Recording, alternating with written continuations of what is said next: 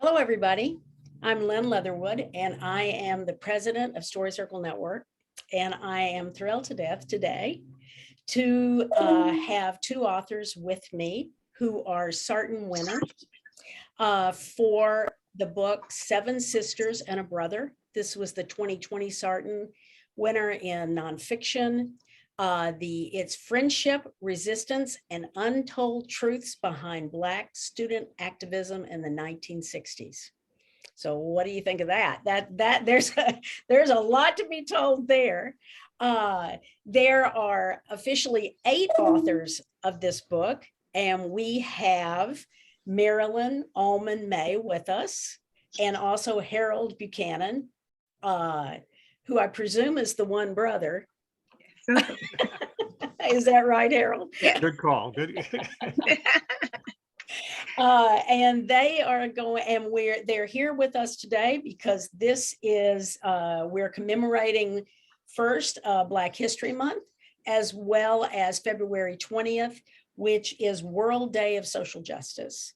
And these are folks who have been actively involved in social justice in the United States. And we're so pleased to have you. So welcome. So at this point, I'm going to have both Marilyn and then Harold introduce themselves. And then I will be asking them questions about their book. And we have Elizabeth Beatty, who is our program director, who is also with us today and is our technical support. So thank you, Liz, for you being here as well. Okay, so Marilyn, do you want to give us a little bit of a background on you? Thanks, Lynn. Thanks, Liz. I'm Marilyn May. I am the sister that's from New York City. I was born and raised in Harlem, New York City. And I'm on today from the Bronx, New York. And I went to Swarthmore College in 1965, and I represent one of the sisters who came from a northern city. Some of us came from the South, one came from the Caribbean. So we were diverse among ourselves. And I was the one from Harlem. So that's all I'll say about myself. I invite you to read the book and learn more about us, but it's a pleasure to be here today in honor of this important month. Well, thank you, Marilyn. We appreciate that you took the time to be here with us. Harold, can you tell us about you? Yes, hi, I'm Harold Buchanan, and yes, I am the brother in the book. And to be clear, we're not related. You could say I'm the bro. The 8 of us went to Swarthmore. I graduated in 1969 in Marilyn's class. And I, since then, have worked in the field of information systems and done a lot of photography. And I'm glad to be here with you today. Well, very good. Thank you, Harold. We're just so pleased that both of you would take time out to. And I see your photos up there. Harold, I see you as a young man over here and with that big beard. That's me. Okay, let's start with the question of what motivated you to write your book. So I'll take that first. I had always felt that the untold story behind the student activism at Swarthmore College had never really been told. It had focused around the sit-in, the dramatic sit-in that happened during our senior year. And the people who were always highlighted, who always appeared in all the photographs and in all the storytelling, were in true 1960s civil rights fashion, were the male leadership who had sort of the titles. And Harold actually was not one of that group per se. He was also unknown for the most part. And we just felt, as we aged, that it was important to really tell that this was a collective story. It wasn't a story about heroes that had done something, but rather it was a story about a group of people that had collectively engaged in this activism and it had borne fruit. And we felt that we had to tell the story. And eventually, we had the opportunity to go back to campus current students invited us back 40 years later for the 40th anniversary of our Black student organization, which was called SAS, Swarthmore Afro-American Student Society, that we had founded SAS in the mid 1960s. In our sophomore year in college, we had founded the organization. They invited us back as the founders. And when we saw the interest, it was the 40th anniversary of SAS, and there were people there from every decade, including the current students. And they just hung on every word. They wanted to know everything about it. And the story had not been told the way it had been told. They knew they were missing things. So that let us know that there was a hunger to get some clarification about what had really happened. And that was the big driver. And we realized that if we were going to sit down and really write this book, we were going to have to take a lot of time away from work and our families and really dedicate some time. So I think Harold's going to talk about the writing process, how we came about to actually do it. But the motivation was to correct the misconceptions, to clear the record, and to answer the questions of the younger generations. All right. I love SAS. That is that's a great acronym you got there.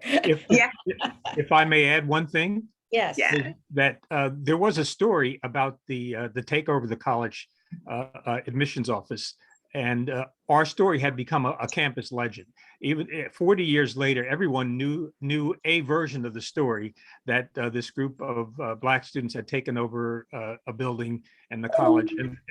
And so when we were there on the 40th anniversary, they were really excited to hear the true story, our version of the story. So, as you can imagine, over 40 years, the story got twisted and a lot of things left out. And this is why we wanted to tell the true story, to dispel the legend. Well, and it turned out to be a great book, as evidenced by your Sarton win, because that's a very competitive contest. So I'm glad that you guys decided to band together once again to get the story straight, so, and to speak out. So good job. Harold, so are you you're going to describe the writing process? Sounds like it might have been a little bit tricky with so many authors. Yes, and it was really difficult to get 8 people on the same page, and particularly because we were all novice. Marilyn had written some small books before, but we were basically novice writers and had never done anything like this before. So we were all starting from scratch and starting from different places. So Marilyn and I went to a workshop with one of her colleagues who teaches memoir writing, and she gave us a pen and pencil. We walked in the room and told us that the only way to get started is to pick up a pencil and a pad and to start writing. So we went back to the group and shared some of her wisdom. And then later on, we periodically met with her, Dr. Junta, and she gave us tips and gave us reading assignments to teach us about the process of writing a memoir. So Marilyn and I kind of spearheaded the thing and set goals for the group to write something every week. We started off just writing 100 words every week, and then we gradually increased it. And as you might expect, with 8 different people, we had 8 different results. Some people, it was very difficult to get them to write anything. Others of us, the 100 words ended up becoming a couple of pages. So, Marilyn and I had a challenge in getting everyone to participate at the same level, and we never did get everyone at the same level, but we got enough participation to get the group together. We found that even though it had been almost 50 years since we've been together, we had a way of working together that had endured through the ages, and we trusted each other, and that helped us to get over some of the hurdles. We in addition to Dr. Junta, who got us started, and about the writing process, we later hired a developmental author who who helped us to hone the story and, and find out what to really focus on. Mhm, mhm. So, Well, so you guys just kind of dove right in. I mean, that's really interesting and probably quite heartening, let me just say, for our membership to know that you were, you were novices who just decided that this was a story you needed to tell. And so you let all those what are often the obstacles that keep people from doing it, which is, well, I don't quite know what to do and how would I ever do it. You just dove right in with those, right?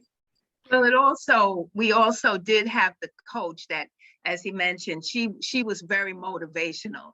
She kept telling us so we could do this and reassuring us of that and giving us tasks and assignments. And we actually had for a few people that got stuck along the way, we actually had engaged a couple more coaches to personally work with individuals that had really gotten stuck. So it was a fair amount, and we dedicated time during the summers. Every summer over 3 or 4 years, we gathered for at least a week away from home, and we made sure that we shut aside everything and just worked from sun up to sundown pretty much on the task. And then we'd break up and come back a year later, but in between we do things by email. So it was very intense, the process. It sounds like it. And on top of that, it sounds like it was probably pretty bonding. You had the opportunity to spend these summers, a week in the summer together, and you're interacting Right. over the year. I'm sure there were all sorts of emotions that were flying. There were, Lynn, absolutely. And we had to get over some hurdles and do, problem solving, but it was all to the good because it opened up, and kept us going forward. And so we ended up in a much better place than if we had not dedicated that time. I don't think it would have worked all on Zoom. If Zoom was an option, sometimes you need face to face. Yeah. And being in the room together, kind of took us back to the college days. And in particular, we really got started down in Panama. Bridget, one of the seven sisters, lives in Panama. So we kicked off the project by flying to Panama and spending a week down there. So that it was a nice environment and a good way to get started. Well, and not to mention maybe a little bit fun. Absolutely. Yes, absolutely. Yeah. Right. Well, and that motivates everybody. It's like, oh, right. Trip involved. Okay. Yeah. Yeah. I'm actually kind of awestruck by the fact that you were novices to start with, and then you were trying to navigate with 8 people, which is, it's hard enough to write with a writing partner, one of them. But to have 8, that's quite an. And then, of course, everybody, I'm presuming you had different perceptions of some of the events, is what I'm guessing. Yes, absolutely. Yes, and we had to work those through. Yeah. So you had a little therapy session. Right. But the trust, I think, the trust that Harold mentioned, that's always been our hallmark. That we truly have very great level of trust among us, and that never really changed, and that really brought us through. Absolutely, we wouldn't have gotten there without it. And at the end, we had 8 different stories that various, were all over the place. The amount that one person wrote was vastly different than other people wrote, and their approach was different. The amount of detail. And putting it all together to make a coherent story was really difficult. And that's where the developmental editor came in to help us to say, how do we take these 8 different stories and put them together to make something that seems like it goes together. Well, very wise of you all to understand that you needed some guidance in several, it sounds in several moments there. So very wise.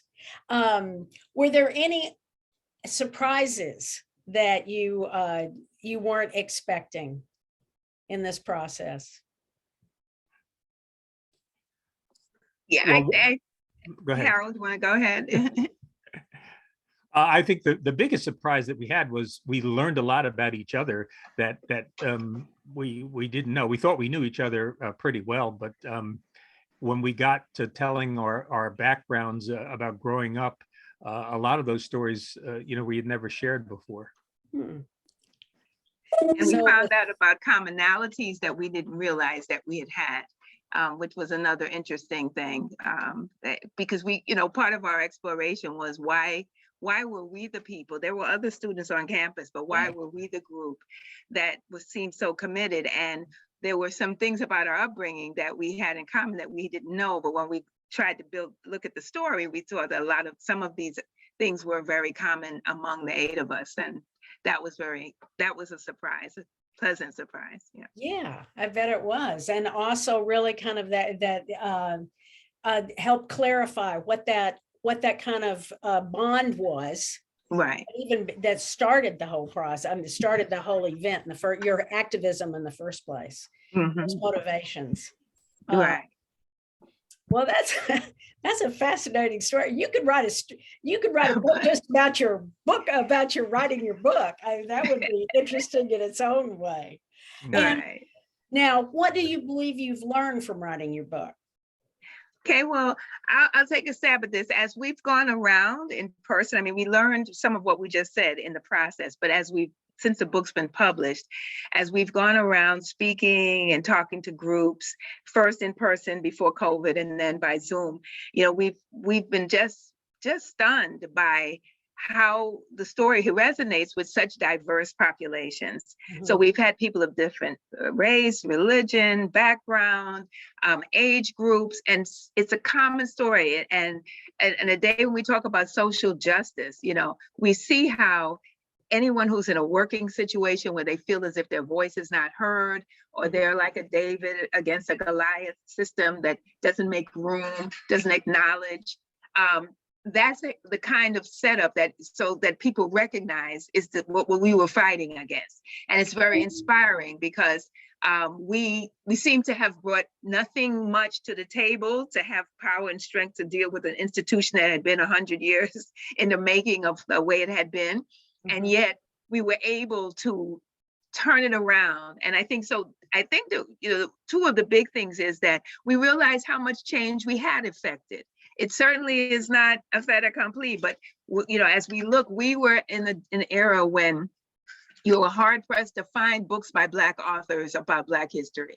Right. And now we have a plethora of books, and we have professors with tenure, and we have departments of Black studies. This was unheard of. Departments of Black study, we could barely get a concentration of a couple of courses to put on our diplomas, right? So we realize in 50 years, the world has changed so much now that we're experiencing a backlash against Black studies, saying that it's too hard, there's too much pain in that story, and we need to cut it out. So that's a huge change that before people were hearing virtually nothing. So one of the things we realize is how much change there has been. And at the same time, we realize that the challenge continues. Yes. And so those are two of the lessons that, and I guess the one more thing I want to say is that, we were discussing this and we were saying, if you're writing something, the world changes in the process of you writing your book. We took about 5 years and the world changed during the 5 years. So when you start out, it may be a different world than when you finish. I mean, look at how COVID has turned the world upside down. If anybody was working on something before COVID to now, how much the world has changed. And you can't predict how the world's going to change in the process of writing a book. You just have to get started. But if you have something to say that's really valid and valuable, you will find that it's going to stand up to the changing times, and people will come and help you. And that's the other part. People will affirm what you're doing because if you're saying something that's valid. And so those are some of the things that come to mind when we think about what we learned.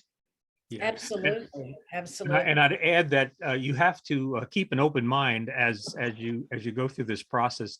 What you start out to write may be very different from what what you end up with, partly because of what Marilyn's talking about, the world's changing around you. Depending on how long it takes you to write the story, things could be very different. And the other thing is that in the process of writing, getting things down on paper, you learn so much about yourself, and the story reveals itself. And that's one of the things we learned from our writing coach, is that the story revealed itself in ways that you could never expect it. So you have to be able to sit back and take a look and see what the story really is, and let the story tell itself. Mhm, mhm. Well, that's all excellent advice. I'm listening. I'm a writer, so I'm listening. And it's interesting. I would say that even though the circumstances are different and certainly not perfect, but they're moving forward at this point than they were, it's just still so relevant, right? Absolutely. Absolutely. And the David and Goliath story, I don't know if that's ever going away. Right. That's just one of those stories. And so it's very inspiring to read stories. And when you say, you didn't have the power, you didn't walk in with power, and yet somehow there was this collective power that came and change, and that propelled change. And that is just so inspiring for all of us now and forever. That's the way it works. Absolutely. And wonderful for the World Day of Social Justice as well. Yeah. Yes. Because we got a yes. long way to go on social justice. Absolutely. Absolutely. Absolutely. Yes. And do you have anything you want to say to aspiring activists that you would like to share as we're wrapping up here? Well, eternal vigilance is called for. So just when you think you've accomplished everything that you started out to accomplish, the forces of reaction are going to surface again and try to push back. And so you just can't relax. You accomplish and you take note of your victories, but you don't get comfortable, because there's going to be a time when it's going to be challenged and you're going to have to retool. And so you're in it for the long haul. Social justice, that's a long haul. That's a long haul. And sometimes it's a half a step forward and 4 steps back. Right? Absolutely. You're trying to prevent the 4 steps back. Right? Harold, do you have anything else you'd like to add before we finish? No, I think that's good. That's key. Okay. All right. Well, thank you so much. It's just wonderful to hear your story, to also hear what you learned in the process of writing your story, that you're still learning, and that you're still, you are voices for Black activism and just social justice activism in the world. And we applaud you for that. Thank you for that. Right. And I don't know if we're still on, but one of the things that came up, we were fighting for Black studies, but in the wake of our victory, so to speak, studies for all kinds of other ethnic groups and other groups have developed as a result of that pioneering work. So everybody has benefited. And even the majority has said they know their history better now, because they now have a set of information that they had been deprived of. So everybody benefits, and that everybody benefits. Exactly. Right. Yes. I mean, there's Hispanic studies, there's women's studies, there's all sorts of different, lots and lots of LGBTQ. We have the whole thing. I mean, it was the beginning of just really pushing and saying, you need to know the truth. We need a voice. We need to know. And so we thank you for that. Thank you very much. Thank you.